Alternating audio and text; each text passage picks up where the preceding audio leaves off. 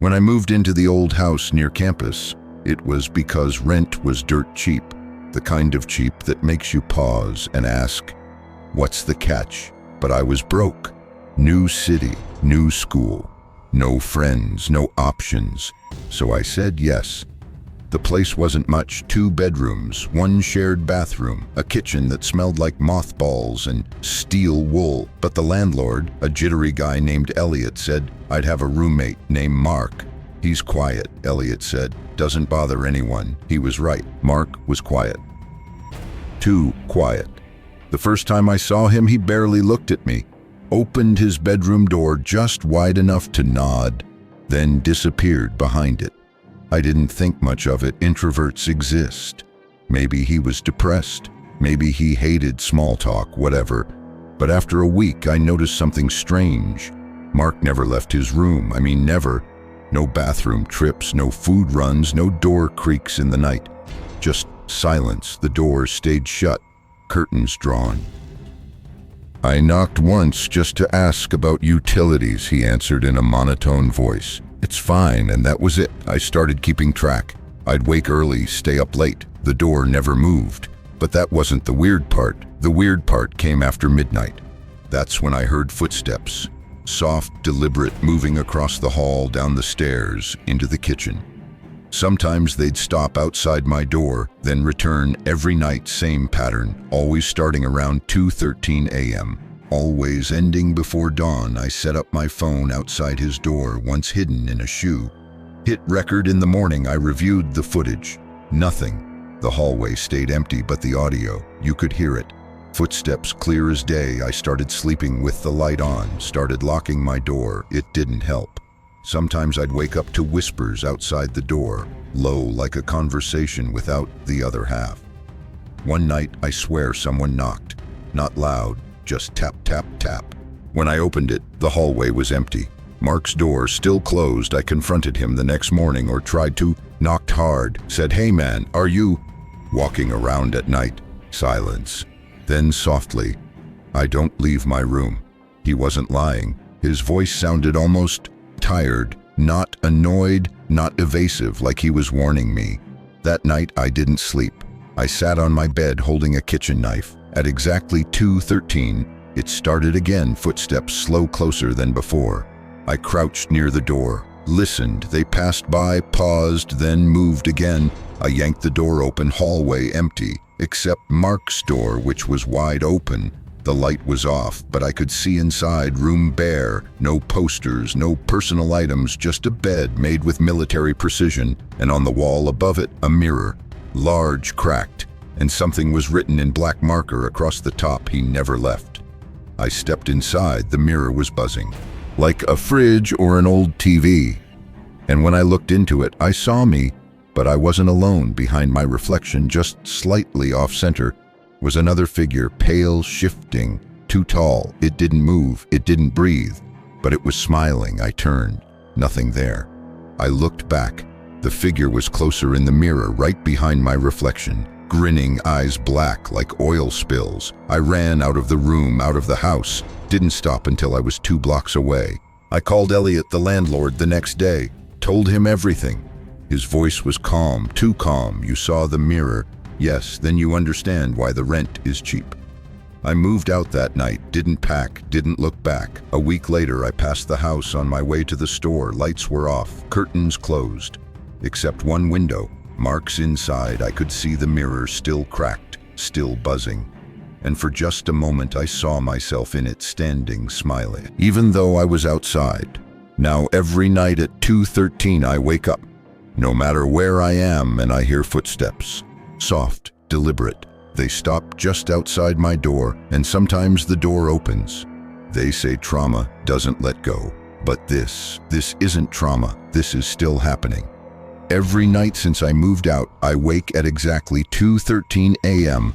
Different apartment, different bed, different locks. Same footsteps. They start faint, like cloth brushing hardwood, then stronger, approaching. And each night, I feel the air shift, cold still, like someone is already in the room. Last night, I left my phone camera running, pointed at the door. When I checked the footage this morning, I nearly dropped the phone at 2:13 a.m. Sharp. The doorknob turned. Slow, careful, it didn't open, but something pressed against the other side. For 21 minutes, the door bulged inward like something breathing into it. At 2:34, it stopped. I'm losing track of time. During the day, I zone out mid-conversation. I forget what city I'm in. But the worst part, sometimes I see him just out of view, standing in reflections. Storefront windows, rear view mirrors, stainless steel sinks. Always the same expression, a calm, broken grin. I finally called Elliot again. The landlord, he picked up immediately. It's following you now, isn't it? My throat closed. What is it? He exhaled slowly. Some call it a mirror echo, a residual self. A wrong version of you that remembers you forgot it. I demanded answers. He said it started with Mark. Years ago, he stayed in that room too long, looked into the mirror too often. Something looked back, and now it uses others. It steps into them one layer at a time. Why rent the house at all? It doesn't like being alone.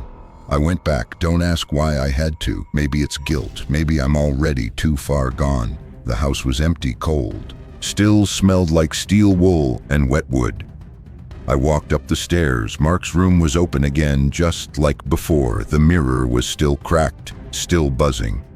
But this time, there was a second mirror on the floor, leaning against the wall, covered in a sheet. I pulled it off, and behind it wasn't my reflection. It was Mark, but not Mark. Paler eyes, black as tar, mouth curled upward in a grotesque smile. He moved when I didn't, tilted his head the wrong way, and then he whispered, "He's already inside you." The mirror cracked, split top to bottom. My nose started bleeding again. I stumbled back. My phone lit up. A text from unknown, 2:13 a.m. You left the door open. I turned. Mark's door was shut, but not locked. I haven't left the house since. Not because I'm afraid, because I think that version of me is walking around out there now, living my life, meeting my friends, smiling in photos, while I sit here staring at a door that keeps unlocking itself every night. Sometimes I hear my own voice behind it begging to be let out. Sometimes laughing. I don't know which side of the mirror I'm on anymore, but every day I feel less like the one who left and more like the one who stayed. And now I don't think he ever left the room after all. I used to think there were two of us, me and the one in the mirror. Now I'm not so sure. I think there might only be one, and it's not me. The door in the hallway won't stay closed anymore. Every night at 2:13, it unlocks. The knob doesn't turn, the hinges don't creak. It just opens. Always the same amount, just enough to see blackness beyond. Not shadow, not darkness, blackness. Like a void wearing the shape of a room.